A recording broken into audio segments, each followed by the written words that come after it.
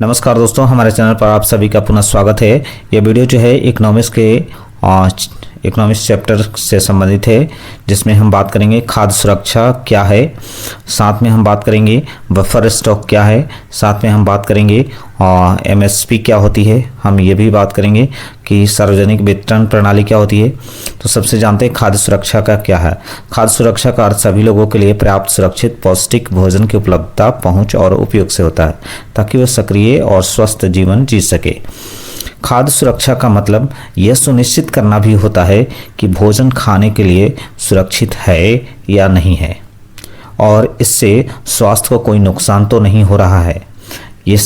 इसमें भोजन को दूषित होने से बचाना और उसे सही तरीके से तैयार करना और भंडारण करना भी शामिल है कि आप किस तरह से भोजन को बचा सकते हैं, उसको भंडारण कर सकते हैं, उसको सुरक्षित रख सकते हैं, उसको दूषित होने से बचा सकते हैं। 1974 में विश्व खाद्य सम्मेलन में खाद्य सुरक्षा की परिभाषा दी गई, जिसमें खाद्य सुरक्षा पर बल दिया गया। इसका अर्थ ये है कि किसी को भी भूखा नहीं रहना है। यानी खाद्य सुरक्षा का मतलब ये होता है कि किसी को भी भूखा आपको नहीं रखना चाहिए और सभी को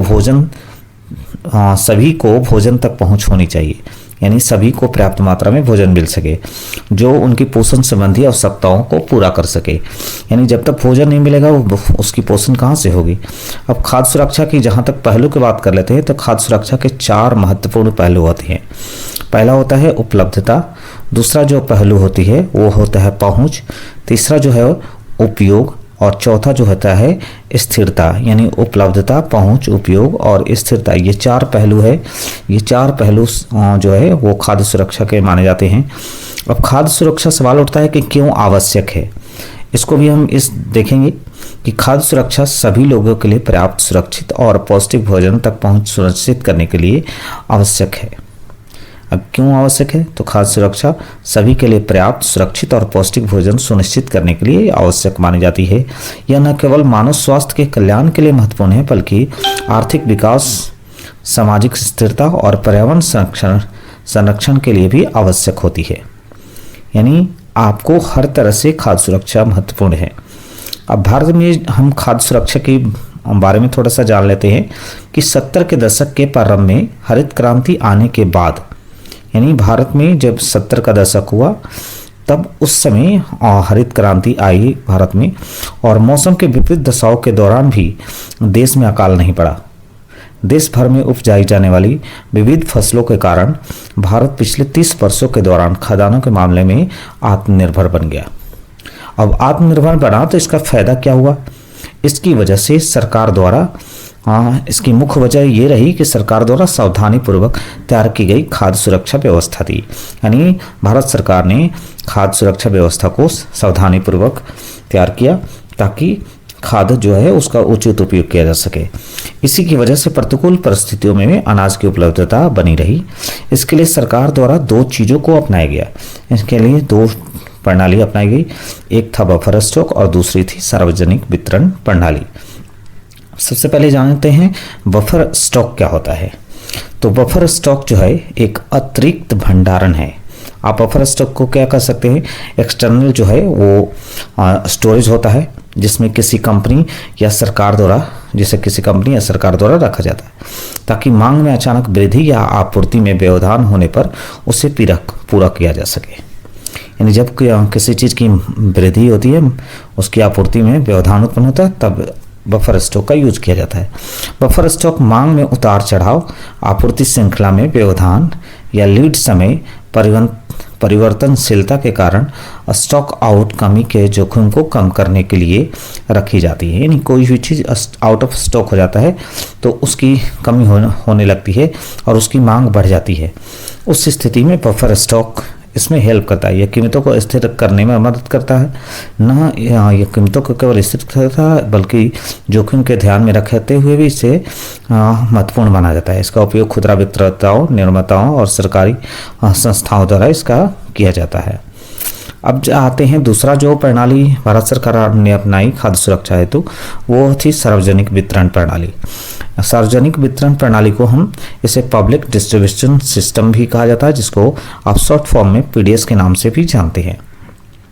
अब जिसको इसे सार्वजनिक वितरण प्रणाली आखिर क्या होती है, तो ये एक सरकारी योजना है जिसका उद्देश्य देश के गरीब और ज़रूरतमंद लोगों को रियायती दरों पर आवश्यक वस्तुएं जैसे गेहूं, चावल, चीनी उपलब्ध कराना होता है। यानी ये प्रणाली जो है गरीब लोगों को चावल, चीनी, गेहूं इन सब चीज़ों की उपलब्धता सुनिश्चित करती है। यह प्रणाली उचित मूल्य की दुकानों यानी फेयर प्राइस शॉप जो होते हैं FPS जिसको कहते हैं उसके नेटवर्क के माध्यम से संचालित होती है। अब जो PDS जो है यानी सार्वजनिक वितरण प्रणाली जिसको कहते हैं इसका उद्देश्य क्या है, तो पहला उद्देश्य खाद्य सुरक्षा, दूसरा कीमतों को स्थिर करना और तीसरा है गरीबी उन्मूलन, मतलब गरीबी से लोगों को ऊपर उठाना। PDS काम कैसे करता है, इसके लिए सरकार जो है वो क्या करती है उसको हम देखते हैं। तो सरकार भारतीय खाद्य निगम जिसको FCI कहते हैं के माध्यम से खाद्यान्न को खरीदती है, यानी ये किसानों से खाद्यान्नों को वो लेती है और इसमें विभिन्न राज्य और केंद्र शासित प्रदेशों को आवंटित करती है। यानी ये खाद्यान्न को लेकर के अलग अलग राज्यों और केंद्रों में भेजने का काम करती है केंद्र शासित प्रदेशों में। राज्य सरकारें उचित मूल्य की दुकानों के माध्यम से खाद्यान्नों का वितरण करती है, यानी जो दुकान सही मूल्य पर देते हैं उन्हीं से लेती है। इसके लिए राशन कार्ड भी बनवाए जाते हैं और उसी के थ्रू इसका वितरण भी किया जाता है। PDS की मुख्य विशेषताओं की बात कर लेते हैं कि आखिर जो है पब्लिक डिस्ट्रीब्यूशन सिस्टम जिसको कहते हैं इसकी क्या विशेषताएं हैं। तो पहला विशेषता ये है कि इसकी दरें जो है रियायतें होती हैं, काफ़ी किफ़ायत दर पर ये मिलती है।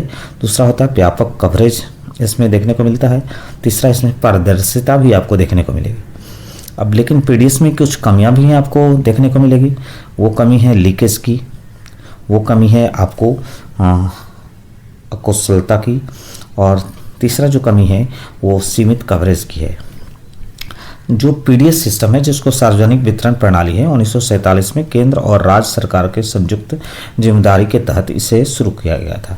यानी ये सिस्टम जो है केंद्र और राज्य दोनों मिलकर शुरू की थी 1947 में। PDS को अधिक पारदर्शी और कुशल बनाने के लिए इसका डिजिटलीकरण किया जा रहा है, यानी इस पर जोर दिया जा रहा है ताकि अब जो है ऑनलाइन जो है इसका मेंटेनेंस किया जा सके। राशन कार्डों को आधार से लिंक किया जा रहा है ताकि यह सुनिश्चित हो गए कि खाद्यान्न का लाभ केवल उन्हीं लोगों को मिल रहा है जो इसके हकदार हैं। PDS से संबंधित शिकायतों को दूर करने के लिए एक मजबूत